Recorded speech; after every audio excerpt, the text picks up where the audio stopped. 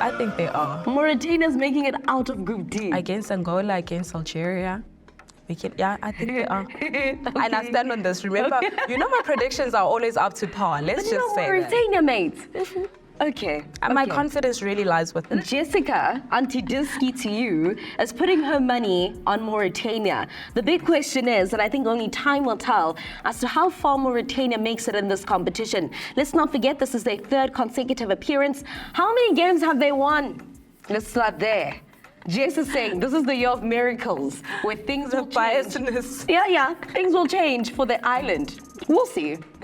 Well, Jess. That is Jessica putting all her eggs into Mauritania's basket. Spot on, you got it. I am 100% spot on. You know why? Because I know this is football, and I think a lot of people have these reactions at the current moment. So my money, please, my money, please. Well done to Mauritania coach Amir Abdo, the man who is a man of miracles. Back in the year 2021, he was head of Comores when they eliminated Ghana from the competition. Here they are now in the year 2023, the Afcon for 2023, and they have found themselves with their first victory that was up against Algeria, and they booked their spots in the round of 16 for the very first time. Very first time.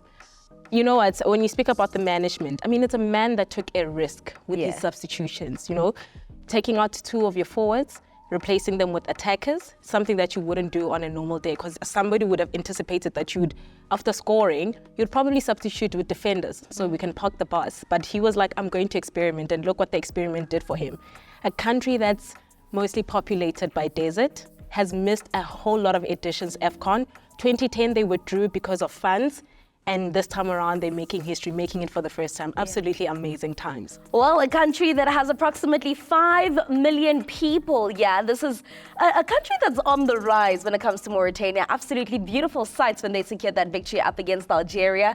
Algerian fans couldn't help it. They had to clap.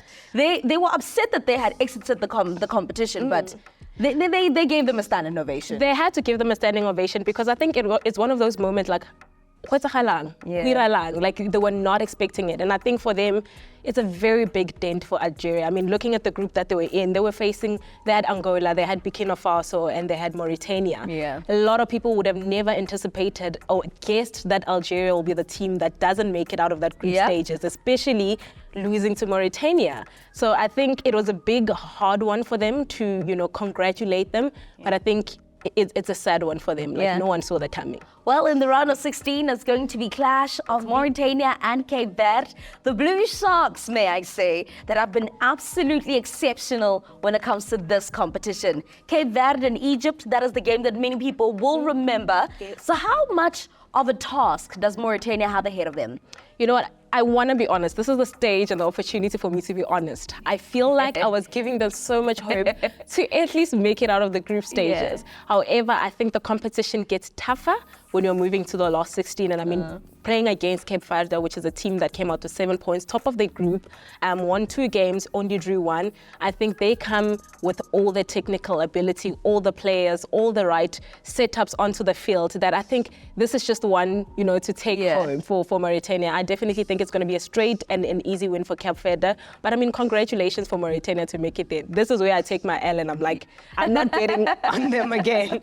Well, never say never. Coach Amir possibly has something up his sleeve. Let's see what he can do. I mean, back in the year 2021, as I said, he caused an upset for the Black Stars. But we move. South Africa, jubilation abroad. I mean, we are delighted, but we have a big task of facing Morocco ahead of us. Yes. Let's just talk about the performance, because I know that's something that you've been watching closely. We lost the first game, then we secured 4 goals in the second game, and then the last goal was the first goalless draw of the competition. Right now, the recipe that we are going to need to advance is keeping the consistency and maintaining it. I think if we basically go back to our last game and look at everything that we did right, our positioning, our substitute, how we played the game, the momentum, the energy, I think in the second game is exactly what we needed in that first game.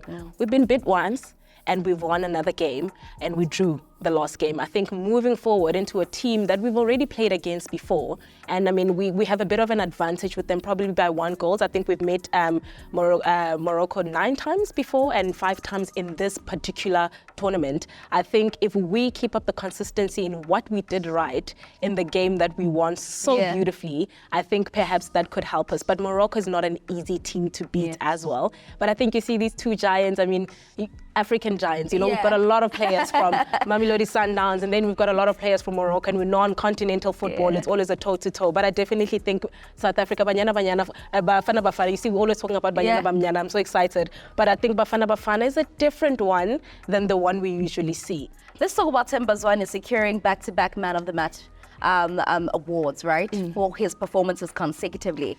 Just how lethal or how important is he in the midfield for South Africa? Oh, Mshini, guys, Mshini. Is he Mshishi or Mshini? I think it's Mshini. Is it not Mshishi? Is it Mshishi? It's Mshishi. Maybe they'll tell us if it's Mshishi. I stand to be corrected. It's Mshishi, friend. But I think let's find out from production what it is. But I think Themba Zwane sets a good example. He's a team leader.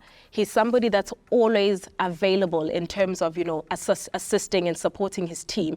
And I think it goes to show out. I mean, you know, there's a couple of Man of the Match awards that were a little bit questionable because you're like, but I didn't see that players, you know, strength and abilities in the game. However, I think with Themba Zwane's awards, it was almost like an obvious thing. And I think he's one player that we see his delivery on club level and we see his delivery on national duty. He's always on the ball. He's always there to support his team. He's always giving his best. And I think he absolutely deserves it. And I'm hoping and praying that we see this man play. We don't see any yellow cards. We don't see any injuries up until the final when we lift the trophy. Yes, I said that. Oh, okay. Many people saying that should we defeat Morocco, this will ultimately mean that South Africa can go all the way and replicate what happened in the year 1996 when we lifted the title. Another thing, though, that I saw on Twitter, Jess, is a lot of football scouts are very upset when they found out Mshishi's age.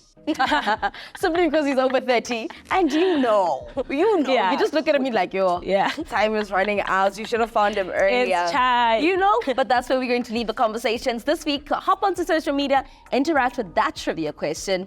Man, oh man, let the games begin and let the best team win. Next week, only 8 will remain.